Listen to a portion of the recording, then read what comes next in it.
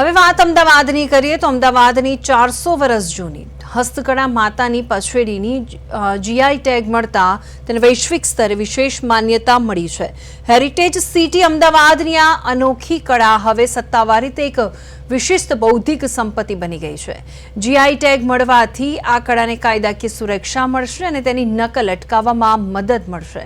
માતાની પછેડી માત્ર કાપડ નહીં પરંતુ આસ્થા અને પરંપરાનું પણ પ્રતીક છે। દેવી પૂજક સમુદાય સામાજિક પ્રતિબંધો વચ્ચે આ કળાને હરતા ફરતા મંદિર તરીકે વિકસાવી હતી। હસ્તકળામાં કુદરતી રંગોનો ઉપયોગ કરીને માતાજીના ચિત્રો દોરવામાં આવે છે, જેમાં મેલડી માતાના અને સિકોદરી માતા જેવા લોકદેવીઓના દ્રશ્યો પણ દર્શાવવામાં આવે છે। આ કળા આંતરરાષ્ટ્રીય સ્તરે ટેમ્પલ હેગિંગ્સ તરીકે જાણીતી છે અને વિશ્વના મ્યુઝિયમોમાં પણ તેની હાજરી છે। જીઆઈ ટેગ મળવાથી 70 થી 80 કારીગર પરિવારોને સીધો લાભ મળશે અને આ પ્રાચીન પરંપરા જળવાઈ રહેશે।